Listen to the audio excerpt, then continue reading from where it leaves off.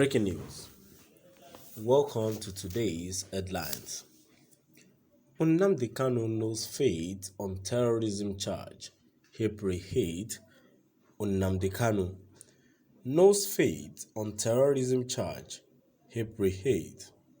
To my dear listeners from wherever you're listening from, stay tuned as I read today's news. Kanu's family brought clothes with lion's heart, says DSS. Justice Binta Unyako of the Federal High Court, Abuja, has fixed April 8 for ruling on a preliminary objection filed by the detained leader of the indigenous people of Biafra, IPOB, Mazi Nnamdi Kanu, challenging the validity of the 15-count amended charge preferred against him by the federal government. Justice Unyako fixed the date after Chief Mike Ozekhome-san, counsel for Kanu, as well as Shuaibu Labaran, the prosecution counsel, had adopted argument for and against the defendant's preliminary objection. In a short adjudication, Ozekhome pleaded with the court to acquit and dismiss all the charges filed against Kanu by the federal government.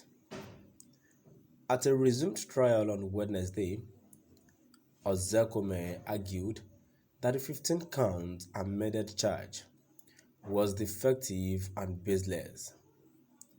Specifically, Ozekhome informed the court that his application seeks the quashing, striking out, and dismissing of the 15-count amended charge against Kanu for being incompetent and denying the court of jurisdiction to entertain the charge.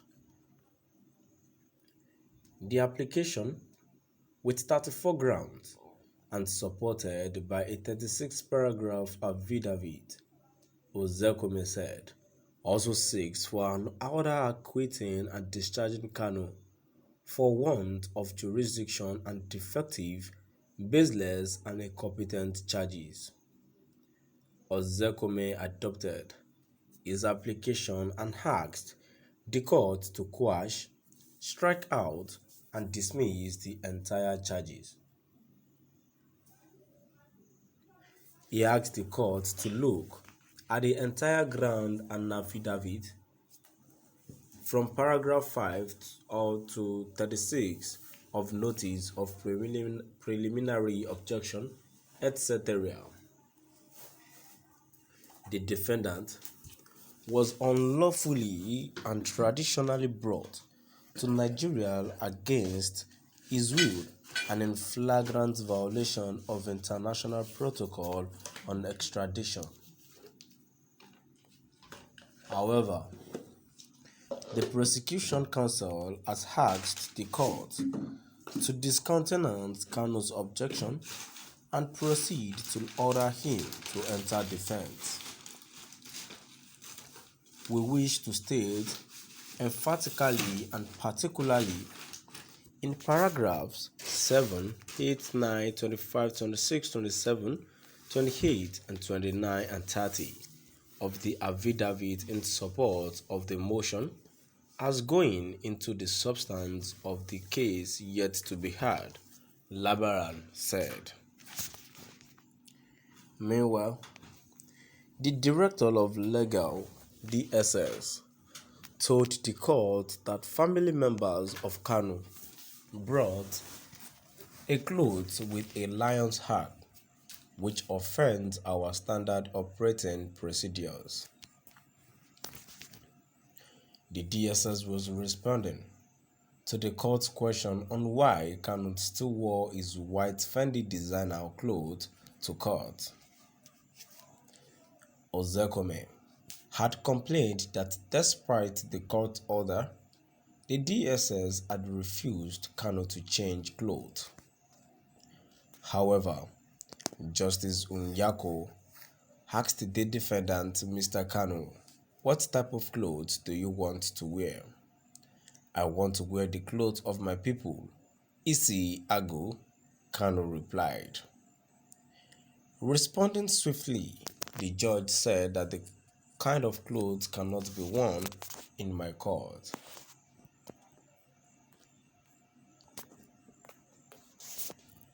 Kanu's family brought clothes with lion's heart, says the SS.